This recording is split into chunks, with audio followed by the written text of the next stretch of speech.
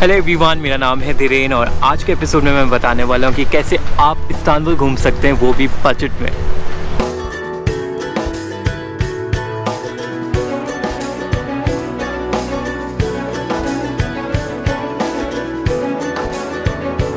अगर आप ये चेहरा पहली बार देख रहे हैं तो मैं बता दूं कि मुझे ट्रैवलिंग का बहुत ज़्यादा शौक़ है और फ़िलहाल मुझे एक यात्री की तलाश है जो मेरे साथ पूरी दुनिया मुफ्त में घूम पाए। जी हाँ, मुफ्त में घूम पाए। सो अगर आपको लगता है कि आप इंटरेस्टेड हो इस चीज़ में तो बस आपको मेरे चैनल को सब्सक्राइब करना है और बेल आइकन दबाना है और घर बैठे बैठे आप पूरी दुनिया घूम सकते हैं मेरे साथ, मेरी नज़रों के थ्रू, वो भी बिल्कुल मुफ्त मुफ्त मुफ्त।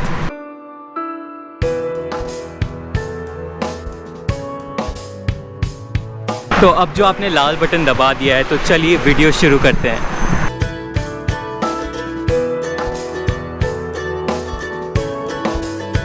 इस्तांबुल एक बहुत ही बड़ा शहर है और ये बाकी यूरोपियन सिटीज़ जैसा नहीं है जहाँ सब कुछ सिटी सेंटर या ओल्ड टाउन के बीच में हो। यहाँ पे सब कुछ फैला हुआ है, इसलिए आप कहाँ रह रहे हो ये आपके ट्रैवलिंग स्टाइल पे डिपेंड करता है। सल्तन अहमद या सुल्तान अहमद यहाँ की सबसे टूरिस्ट एरिया है, इसलिए यहाँ पे रहना, खाना पीना सब कुछ थोड़ा एक्सपेंसिव हो सकता है। उसके अलावा लोग प्रेफर करते हैं ताकसिम एरिया के आसपास रहना, ये उनके लिए काफ़ी फ़ायदेमंद है जो पार्टी करना पसंद करते हैं। अगर आप हनीमून ट्रैवलर्स हैं तो आप गलाटा टावर या कैराकोई रीजन में रह सकते हैं, और अगर आप बजट ट्रैवलर हैं या बहुत दिन के लिए इस्तांबुल रह रहे हैं तो मेरे जैसे आप कैडिकोई एरिया में रह सकते हैं। मैंने अपना अपार्टमेंट 5 दिनों के लिए बुक किया है सिर्फ 4000 रुपयों में। एंड एक चीज़ और है, अगर आप कैडिकोई एरिया में रह रहे हो तो वहाँ से हर रोज़ आप सल्तन अहमद एरिया में आ सकते हो फेरी से इन जस्ट 2.6 लीरास, एंड पूरे सिटी का एक पैनोरामिक व्यू एंजॉय कर सकते हो हर रोज़। आपको कहाँ रहना चाहिए और कहाँ नहीं रहना चाहिए, एंड स्पेशली सल्तन अहमद एरिया में क्यों नहीं रहना चाहिए, इसके ऊपर मैं एक वीडियो बनाने वाला हूँ जो मैं थोड़े ही टाइम में आगे पोस्ट ज़रूर करूँगा।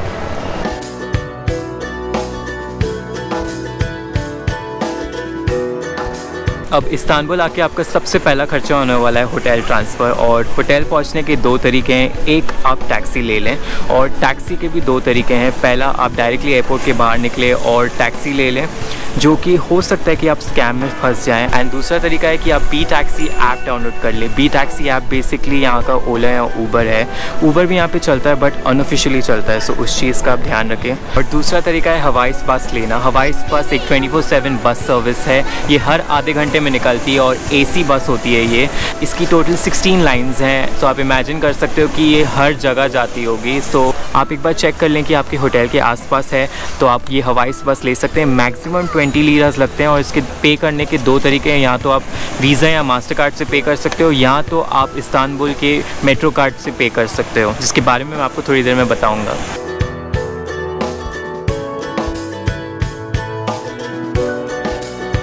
इस्तांबुल में अगर आपको एक पॉइंट से दूसरे पॉइंट में जाना है तो आप पब्लिक ट्रांसपोर्ट यूज़ कर सकते हो। मैं टैक्सीज़ एडवाइस नहीं करूँगा क्योंकि यहाँ पे बहुत ज़्यादा ट्रैफिक होती है। फॉर एग्ज़ाम्पल, अगर आप सुल्तान अहमद एरिया से ताकसिम एरिया में कहीं जाना चाहते हो तो कम से कम 20 से 25 लीरा लगेंगे, एंड प्लस बहुत ज़्यादा टाइम लगेगा। वही अगर आप पब्लिक ट्रांसपोर्ट यूज़ कर रहे हो तो मैक्सिमम 5 लीरा लगेगा। ये इस्तांबुल का 6 लीरास का आता है, एंड आप ये किसी में भी यूज़ कर सकते हो, चाहे फिर वो बसेस हो, ट्रैम्स हो, फर्निकुलर्स हो, फेरीज़ हो या मेट्रोज़ हो। एंड इनफैक्ट आप यहाँ की टैक्सीज़ में भी ये यूज़ कर सकते हो। आई टैक्सी मार्क जिसमें भी होगा आप उसमें ये कार्ड यूज़ कर सकते हो। प्लस आप बीचेस में एंट्रीज़ के लिए यूज़ कर सकते हो ये, एंड यहाँ की लोकल पब्लिक वॉशरूम्स में भी आप यूज़ कर सकते हो। सो ये कार्ड काफ़ी ज़्यादा हैंडी है। 6 लीरास का टॉपअप है जैसे मैंने कहा, एंड पहले जर्नी में 3.6 लीरास लगते हैं, एंड दूसरी जर्नी में एक डिस्काउंटेड प्राइस होता है आई थिंक जिसमें 1.8 लीरास लगता है। तो ये बहुत ज़्यादा फ़ायदेमंद होगा, आप चाहे 1 दिन के लिए आ रहे हो या 5 दिन के लिए आ रहे हो, ये कार्ड लेना ज़रूरी है। एंड जैसे कि मैंने पहले कहा था कि ये हवाई में भी चलता है जो एयरपोर्ट ट्रांसफ़र होता है, so it's very good I think.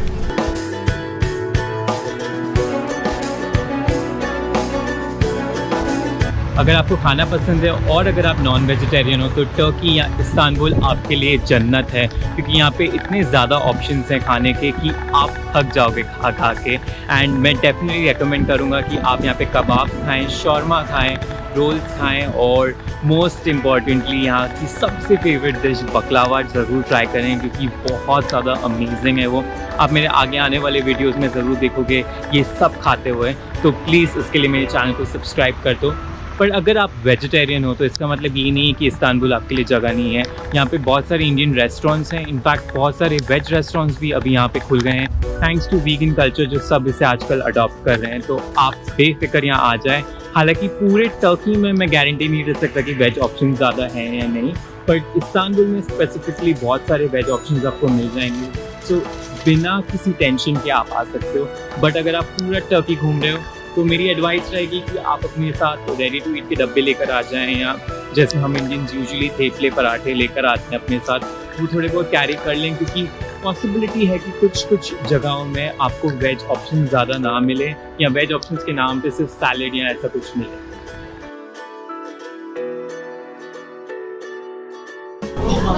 और मैंने अपने लिए ऑर्डर किया है यहाँ पे द फेमस टर्किश चाय।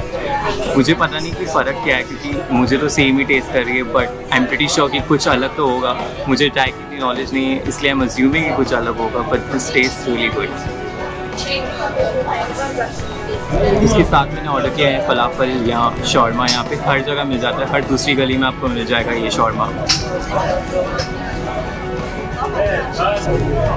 इसमें चिकन है, लेटस है, अनियन है, टमाटोज हैं, कैरेट है, पिकल्स भी है। इतना ज़्यादा स्पाइसी नहीं है ये, पर एंड टेस्ट के हिसाब से डिसेंट है। इतना वाव नहीं है, बट इतना बुरा भी नहीं है।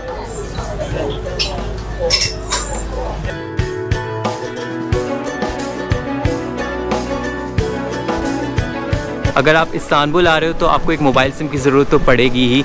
एंड यहाँ पे 3 मेजर टेलीकॉम कंपनीज़ हैं। एक है तुर्कसेल, जिसका कवरेज सबसे ज़्यादा स्ट्रॉन्ग है एंड वो आता है 250 लीरा का फॉर 1 मंथ। दूसरा है वोडाफोन, जिसका प्राइस है 150 to 200 लीरास के बीच में। एंड तीसरा है तुर्क टेलीकॉम, जिसका प्राइस है 100 लीरास। तो आप अपने बजट के हिसाब से कोई भी ले सकते हैं। एंड इसका कवरेज कितना स्ट्रॉन्ग है ये उसी ऑर्डर में है। तुर्कसेल सबसे ज़्यादा स्ट्रॉन्ग है, उसके बाद आता है वोडाफोन एंड तीसरा है तुर्क टेलीकॉम।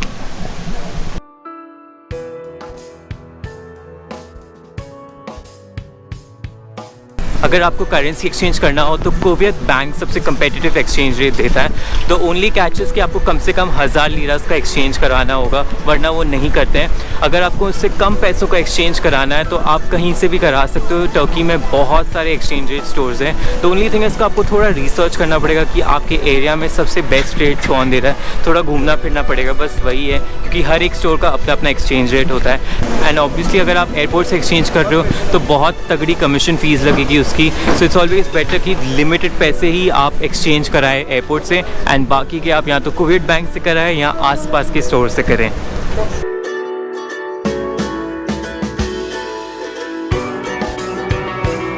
पूरे इस्तांबुल में, इनफैक्ट पूरे टर्की में बहुत सारे हिस्टोरिकल साइट्स हैं, आर्कियोलॉजिकल साइट्स हैं एंड म्यूज़ियम्स हैं। एंड अगर आप इंडिविजुअली हर एक म्यूज़ियम या आर्कियोलॉजिकल साइट्स जाते हो तो आप बहुत पैसे स्पेंड कर लोगे। सो इन केस अगर आप सिर्फ इस्तांबुल घूम रहे हो तो आप इस्तांबुल पास ले सकते हो, जो 220 लीरास का है।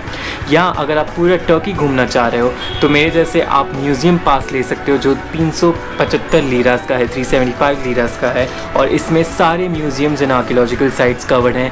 आई थिंक टोटल 300 से भी ज़्यादा कुछ हैं जो इस पास के अंडर कवर्ड होते हैं। और इसके अलावा बहुत सारे दूसरे पासेस भी हैं जो स्पेसिफिक रीजन्स के लिए बनाए गए हैं। फॉर एग्जांपल अगर आप अंटालिया जा रहे हो तो आप अंटालिया पास ले सकते हो, कैपेडोकिया जा रहे हो तो कैपेडोकिया पास ले सकते हो। और वो आई थिंक 3 से 5 दिन के लिए वैलिड होता है, डिपेंडिंग आप किस तरह का पास ले रहे हैं। बट अगर आप पूरा टर्की घूम रहे हो और टर्की के छोटे छोटे बिट्स हर जगह कर रहे हो तो आप म्यूज़ियम पास ले सकते हो, क्योंकि ये काफ़ी हैंडी होता है। जैसे कि इसमें पमुकले और इज़मिर, एफेसस, बहुत सारे आर्कियोलॉजिकल साइट्स जो अंटालिया में है, कैपेडोकिया में है, सारे इस पास में कवर्ड हैं। तो I think it's a very good deal कि 375 में आप सारे म्यूज़ियम्स देख पाओगे। बहुत बार ऐसा होता था कि मेरे आइटिनरी में या प्लान में कुछ था नहीं, बट स्टिल क्योंकि मेरे पास म्यूज़ियम पास था, so I thought why not just check it out. और इवेंचुअली मैं सारे museums and archaeological sites free में करने लगा, बिकॉज मैं इतना ज़्यादा घूम चुका था कि मैंने 375 ऑलरेडी इस पास से वसूल कर लिए थे। And Turkey is known to be the land of history, और ये मैं नहीं कह रहा हूँ, ये उनकी टूरिज़्म वाले कहते हैं। सो डेफिनेटली अगर आप जा रहे हो वहाँ पे तो आपको वहाँ की हिस्टोरिकल साइट्स, आर्कियोलॉजिकल साइट्स तो करनी चाहिए, नहीं तो क्या फ़ायदा जाकर।